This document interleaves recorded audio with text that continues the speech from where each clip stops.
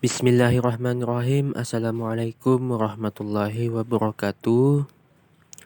Di sini saya akan mempresentasikan hasil ujian akhir semester saya, yaitu materinya Ekonomi Internasional tentang dasar tukar internasional atau Term of Trade, yang akan dijelaskan oleh saya sendiri, yaitu Hairul Suhendra.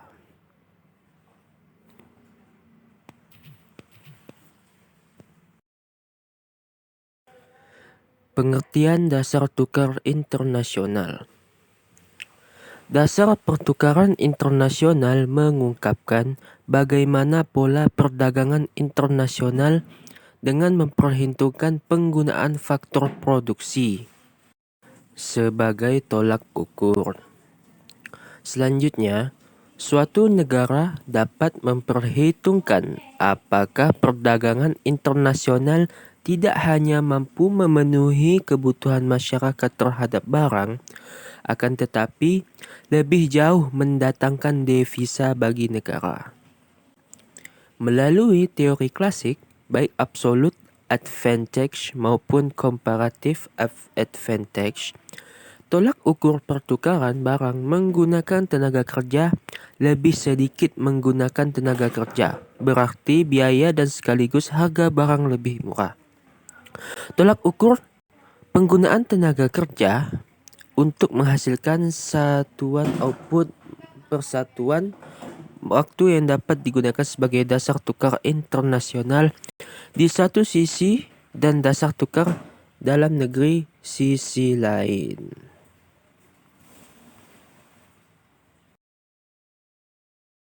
Selanjutnya, mengapa dasar tukar internasional atau Term of Trade sangat penting untuk dibicarakan?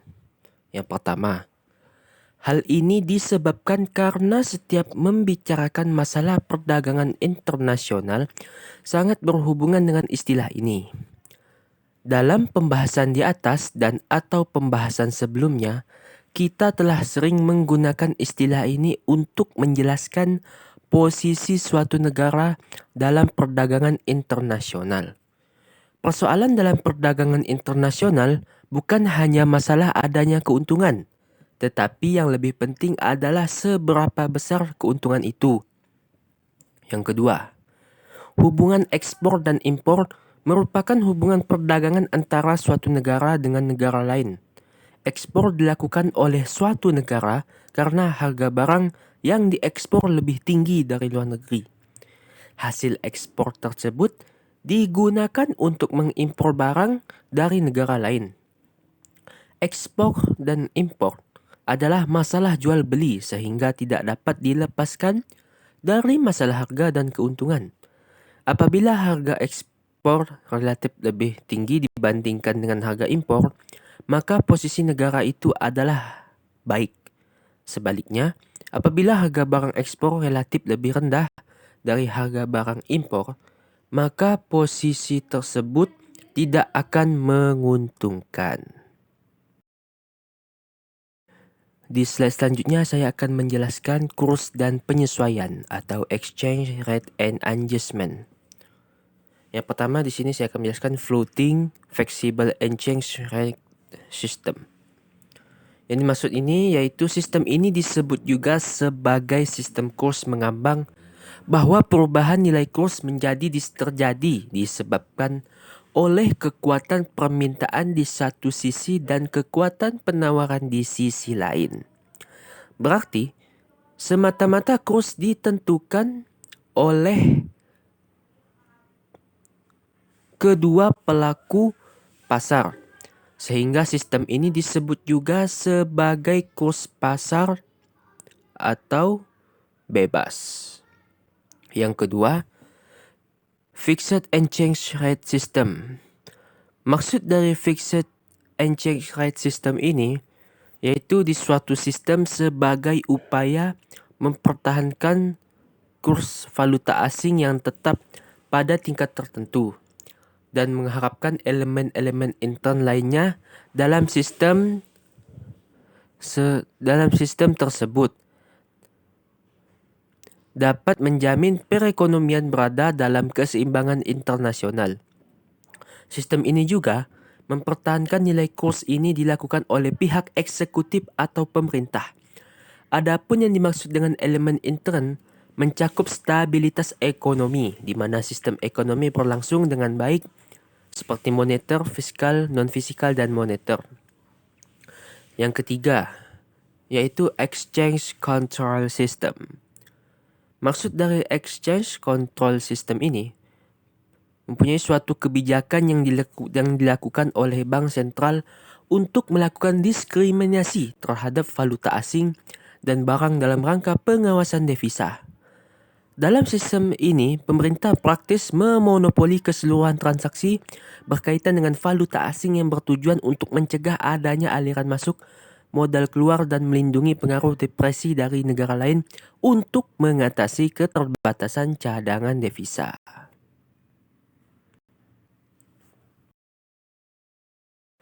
Selanjutnya yaitu proteksi dan tarif. Yang dimaksud dengan proteksi disebut juga perlindungan yang dilakukan pemerintah pada industri domestik dan sekaligus membesarkannya yang berlaku diperdagangkan umum. Kebijakan proteksi memiliki dua alasan dasar, yaitu berupa alasan infran industri dan alasan strategi. Alasan infran industri berupa upaya melindungi produksi industri dalam negeri untuk tumbuh dan berkembang. Sedangkan alasan berupa tindak lanjut memproduksi dan sekaligus konsumsi sendiri dalam kondisi perang. Sedangkan tarif, yaitu bisa disebut consumption effect, dapat dinyatakan sebagai pengaruh tarif yang dirasakan oleh konsumen berupa kerugian sebagai akibat dari kenaikan harga barang. Income effect dapat diartikan juga sebagai pendapatan yang diterima negara atas kebijakan proteksi berupa pengenaan tarif impor. Projection effect berupa manfaat yang dinikmati oleh produsen dalam negeri berupa kenaikan harga barang. Redistribution effect merupakan subsidi yang diperoleh oleh produsen dalam negeri dari pemerintah sebagai kebijakan proteksi dari instrumen tarif impor. Di slide selanjutnya, saya akan menjelaskan alasan merosotnya dasar tukar internasional. Di sini ada 3. Yang pertama, elastisitas pendapatan. Yang kedua, substitusi. Dan yang terakhir, pengaruh dari ekonomi. Di sini saya akan menjelaskan satu persatu. Yang pertama yaitu elastisitas pendapatan. Pertumbuhan ekonomi yang terjadi secara berkesinambungan menyebabkan meningkatnya permintaan suatu negara, baik berkembang maupun maju, terhadap barang primer maupun hasil industri olahan. Namun, peningkatan tersebut terjadi dalam proporsi yang tidak sama. Yang kedua yaitu substitusi. Jika harga barang primer meningkat dalam waktu yang cukup lama, maka negara maju akan berusaha untuk membuat barang pengganti atau substitusi bagi barang primer tersebut. Selama ini, barang substitusi tersebut banyak menyebabkan turunnya harga dan jumlah yang diminta bagi barang-barang primer.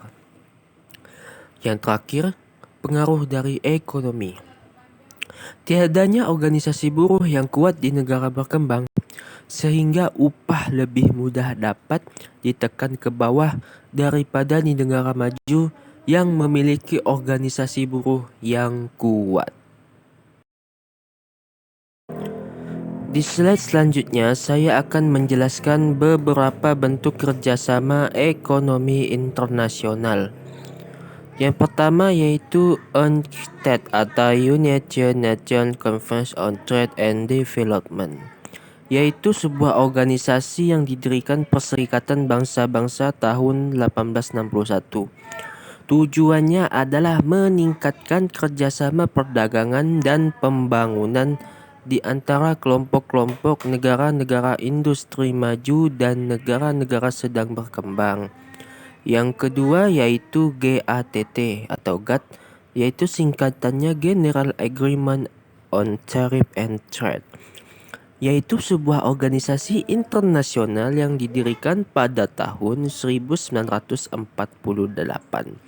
dengan tujuan menciptakan dan meningkatkan arus perdagangan internasional yang terbuka, bebas dan kompetitif di antara negara-negara penandatanganan dengan menerapkan prinsip-prinsip pokok dasar yang disebut GATT Clause. GATT Clause merupakan prinsip perdagangan bebas dengan menghilangkan atau mengurangi berbagai hambatan perdagangan internasional, baik yang bersifat tarif barir maupun non-tarif barir. Selanjutnya yaitu Perjanjian Perdagangan Internasional.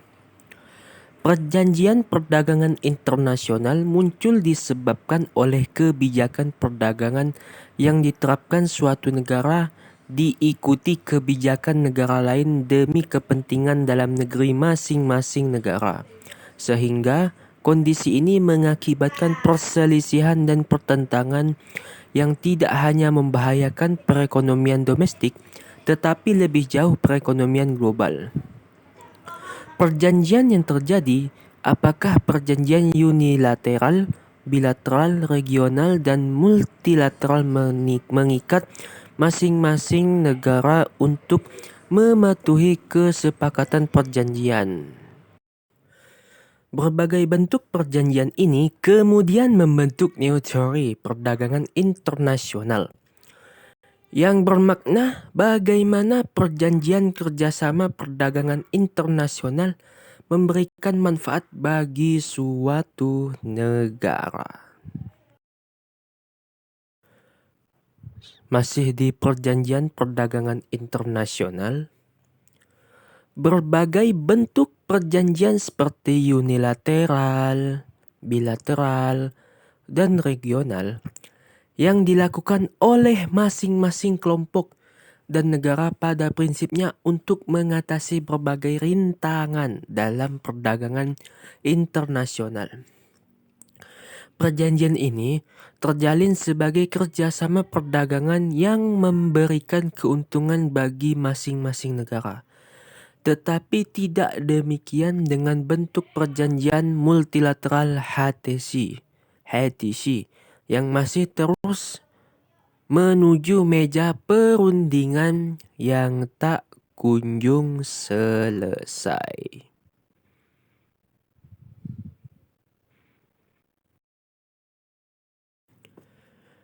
Iya, cukup sekian dan terima kasih. Terima kasih telah mendengarkan penjelasan dari presentasi saya. Kurang lebihnya saya mohon maaf apabila ada kekurangan maupun kesalahan dalam saya menjelaskan materi ini. Terima kasih. Wabillahi taufik wal hidayah. Wassalamualaikum warahmatullahi wabarakatuh.